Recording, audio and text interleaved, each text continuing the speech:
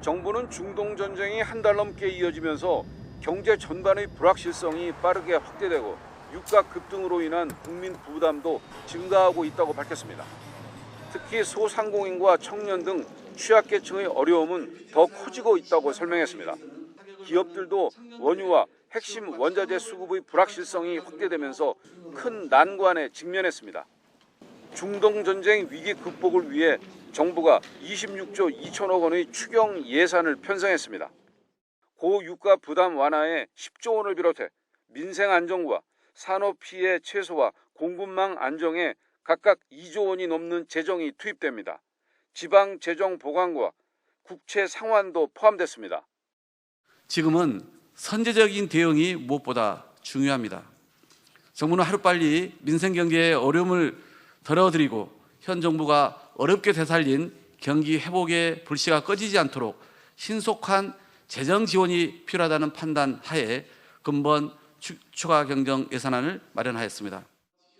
고유가 고물가에 따른 서민층의 이중 부담을 줄이기 위해 소득 하위 70% 이하 국민에게 1인당 10만 원에서 60만 원의 피해 지원금이 지급됩니다. 수도권 지역은 10만 원, 비수도권은 15만 원이 지급되고 지방으로 갈수록 취약계층일수록 보다 두텁게 지원됩니다. 비수도권 기초수급자는 1인당 최대 60만 원이 지급됩니다. 지원금 사용처는 지역상권 활성화를 위해 지역화폐와 동일하게 설정되며 정부는 건보료 등을 통해 대상을 확정한 후 신속히 지급하기로 했습니다. 석유 최고가격제 시행에 따른 원가 손실 보전 등의 5조 원, K패스 환급률을 한시적으로 최대 30% 확대하는 대중교통 환급 지원도 추경 예산에 담겼습니다. 청년 창업과 일자리 지원을 위해 2조 원 가까운 재정이 투입됩니다. 쉬었음 청년의 노동시장 진입을 촉진하는 K-뉴딜 아카데미가 신설되고 국민 취업 지원 제도에 쉬었음 청년 3만 명이 추가됩니다. 경기 침체 시 가장 먼저 소비가 위축되는 문화 관광업계를 위해 영화, 공연, 숙박, 휴가 할인이 지원됩니다. 화석연료를 태양광과 풍력 등 재생에너지로 바꾸는 에너지 전환 사업과 석유화학 산업에 필수적인 나프타의 차질 없는 수급을 뒷받침하기 위한 추경도 편성됐습니다. 정부는 반도체 경기 호황과 증시 호조 등으로 예상되는 초과세수 25조 원 등을 활용해 추가 국채 발행 없이 추경 재원을 마련했다고 설명했습니다. 추경에 따른 물가 자극 영향은 제한적일 것으로 내다봤습니다. YTN 오인성입니다. 이인철 소장님, 지금 뭐 환율 얘기부터 해야 될 것 같은데요? 그렇습니다. 예. 지금 환율이 이제 전쟁 추경 26조 2천억 원 상당의 추경을 발표한 이후에 환율이 더 뛰고 있습니다. 1,534.4원까지 찍고 있는데요. 장중 고점입니다. 어제 종가, 어제 역에서 이제 1,521원을 찍었는데 이걸 또 웃돌고 있는 상황인데요. 지금 이 수준은 2009년 글로벌 금융위기 이후 17년 만에 가장 높은 수준을 보이고 있는데요. 물론 추경은 고물가에 신음하는 이제 고유가, 고물가에 신음하고 있는 서민들한테는 담배 같습니다. 1인당 소득 하위 70%의 경우에는 최소 10만 원에서 이제 취약계층의 경우는 최대 60만 원까지 지급하는 것을 골자로 하고 있는데요. 이렇게 되면 위축된 소비를 살리고 골목 상권에 온기를 불어넣는 긍정적인 효과가 분명히 있습니다. 예. 그런데 동전의 양면처럼 지금 돈을 푸는 막대한 돈이 이제 시중에 풀리게 되면 겨우 잡혀가고 있는 인플레이션, 물가를 자극할 수 있고요. 무엇보다도 원화 가치가 더 떨어지는 환율 불안을 부추기게 되면 우리가 대부분의 원자재를 수입하는데 수입 물가 상승은 기업들의 생산비, 생산자 물가는 도시 시차를 두고 국내 소비자 물가에 영향을 미칠 수밖에 없기 때문에 아마 오늘 이제 신현성 이제 차기 한국은행 총재가 현재 환율은 외환위기 때와 다르다. 외환보유고는 넉넉하다라는 얘기를 하고 있습니다만 외환보유고의 문제가 아니라 이렇게 지금 외환이 지금 전쟁으로 인한 이제 위험자산에 따른 원화 가치 절하 압력이 좀 커지고 있는 상황에서 예. 추경이 오히려 물가와 환율을 자극할 수 있지 않느냐라는 우려가 나오고 있는 겁니다. 환율이 전쟁의 어떤 영향이라는 건 어쨌든 좀 인지를 하겠는데 지금 우리나라만 이렇게 심하게 오르는 겁니까? 다른 나라도 뭐 유사한 상황입니까? 지금 전반적으로 스트롱 달러 강세는 맞습니다. 전쟁이 났기 때문에 모든 자산을 다 팔고 달러 현금을 갖고 있겠다라는 심리는 익힙니다. 이런 걸 패닉 셀이라고 하는데요. 예. 그래서 최고 안전 자산인 금 가격도 하락세를 보이고 있는데 문제는 달러 강세만큼 원화가 떨어지는 게 아니라 달러 강세보다도 한 1.5배 이상 원화 가치는 더 평가절하되고 있다. 주요국 대비 원화 가치 하락폭이 더 크다라는 겁니다. 가장 큰 이유는 우리가 지금 주요국 통화 대비 이렇게 원화 가치 하락폭이 큰 이유는 중동산 에너지 수입 의존도가 워낙 높은 데다가 예. 이 에너지를 뭘로 사오느냐? 환율입니다. 환율이 더 떨어지면서 이렇게 이중 압력을 가하고 있는 상황인데요. 특히 이달 들어서 외국인들이 국내 주식시장에서 30조 원 가까이 국내 주식을 내다 팔았습니다. 이 환전 수요까지 맞물리다 보니까 원화 가치가 지금 바닥을 모르고 추락을 하고 있는 겁니다. 네, 제 뒤로 탱크롤이 2대가 보이실 겁니다. 평소라면 배달을 한창 다닐 시간이지만 보시는 것처럼 지금은 운행을 멈춘 채 멈춰 있습니다.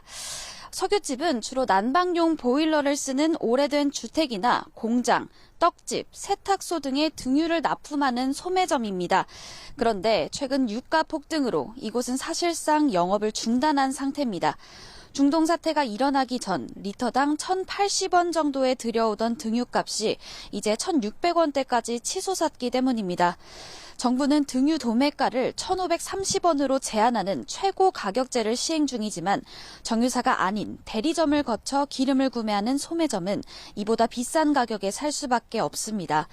대리점을 거친 등유에 배달료와 이윤을 붙이면 최종 판매가는 리터당 2,000원에 육박합니다. 하지만 가격을 올리면 당장 단골 거래처가 끊길 판이라 업주들은 손해를 보면서 장사할 수밖에 없는 상황이라고 토로하고 있습니다. 지금 전쟁 나고서 1,450원 하다가 지금 1,600원 하고 있습니다. 다른 데보다 비싸게 팔 수가 없어요. 오래 거래를 했고 또 앞으로도 계속 해야 되기 때문에 그러다 보니까 우리는 1,600원에 들어오지만 1,500원에 맞춰서 팔 수밖에 없고. 네, 그러면 소비자들의 반응은 어떤가요? 네, 다행히 날씨가 풀리면서 난방용 등유는 수요가 많이 줄었습니다. 하지만 생업을 위해 기름이 꼭 필요한 이들은 가격 부담을 느낄 수밖에 없습니다. 직접 들어보시겠습니다. 거의 한 7, 8만 원 이상 차이 나는 것 같아요. 30만 원 안쪽에 있었는데 지금 이제 40만 원이 넘어가요. 금속 처리 업체 외에도 세탁소나 떡집, 만두집 등 다양한 곳에서 등유를 필수 연료로 쓰고 있는데요. 하지만 부담스러운 가격에 파는 사람도 사는 사람도 대부분 영세 상인인 상황에서 시름이 깊어지고 있습니다. 지금까지 경기 김포에 있는 석유집에서 YTN 김혜린입니다. 미 서부 텍사스산 원유가 배럴당 $100 선을 넘어서 마감했습니다. 장중 $100 선을 넘긴 적은 여러 번 있었지만 종가 기준으로는 2022년 7월 이후 처음입니다. 브렌트유도 $112.78로 전장보다 0.19% 올랐습니다. 호르무즈 해협 봉쇄가 장기화하는 가운데 예멘 후티의 참전으로 홍해도 막힐 수 있다는 우려가 유가를 밀어올렸습니다. 트럼프 대통령의 합의가 안 되면 이란을 초토화하겠다는 위협도 한몫했습니다. 치솟는 유가에 주요 7개국 장관들은 에너지 시장 위기 극복에 총력을 다하겠다고 나섰고 전쟁 중재국 중 하나인 이집트도 유가 $200 돌파는 이제 과장이 아니라며 미국의 전쟁 중단을 촉구했습니다. تعرضت لمشكلة قد يصل يعني سعر يعني برميل البترول أكثر من $200 وده أمر مش مبالغ فيه. 스콧 베선트 미 재무장관도 미국이 호르무즈 통제권을 되찾을 거라며 진정에 나섰습니다. Seeing more and more ships go through on a daily basis as individual countries cut deals with the Iranian regime for the time being. But over time, the U.S. is going to retake control of the straits. 하지만 이런 발언들이 무색하게 이란 의회는 호르무즈 해협 통행료 징수 법안을 통과시켰습니다. 법안에는 미국과 이스라엘 선박의 통행을 금지하고 이란 리알화로 통행료를 부과하는 방안 등이 포함된 것으로 전해졌습니다. 이란이 예멘의 후티 반군을 상대로 전쟁이 길어질 경우 홍해를 지나는 선박들을 공격하라고 압박 중이라는 보도도 나왔습니다. 이런 가운데 JP모건 체이스는 호르무즈 해협이 한 달 더 봉쇄된다면 유가가 150달러까지 상승할 것이라고 내다보았습니다. 여기에 후티 반군이 홍해까지 막는다면 5에서 10달러 추가 상승 요인이 될 거라는 전망도 나왔습니다. YTN 박영진입니다. 예멘의 친이란 반군 후티가 이란 전쟁 참전을 공식화하면서 홍해 일대에도 봉쇄 우려가 번지고 있습니다. 홍해 입구인 바브엘만데브 해협은 수에즈 운하와 연결돼 중동과 유럽, 아시아를 잇는 핵심 수송로 역할을 하고 있습니다. 전쟁 여파로 홍해 항로마저 막힌다면 선박은 아프리카 희망복을 거쳐 9,000km를 더 돌아가야 합니다. 열흘에서 보름이 더 소요됩니다. 당장 원유를 비롯한 원자재 공급망에 빨간불이 켜졌습니다. 이미 국내 일부 정유사는 중동산 원유를 호르무즈 해협 대신 홍해를 통해 들여오고 있는데 이마저도 운항이 어렵다면 지중해를 거칠 수밖에 없습니다. 수에즈 운하는 폭이 좁아 초대형 유조선이 아닌 더 작은 선박으로 나누어 운송해야 하는 데다 운송 거리와 운임이 오르면서 유가 상승 압력도 커질 것으로 보입니다. 수에즈 운하하고 지중해를 거쳐서 들어올 수밖에 없는 상황이다. 수송 일수가 기존에 이제 중국산 원유 들어오는 거에 2배 이상 소요가 된다.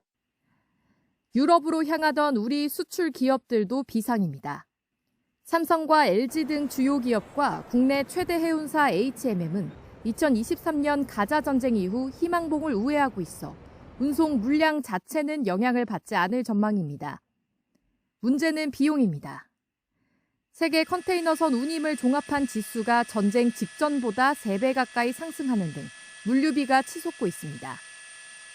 또 중소수출기업의 70% 이상은 외국 선사를 이용하는데 이 가운데 일부가 홍해 항로를 이용하는 것으로 알려졌습니다.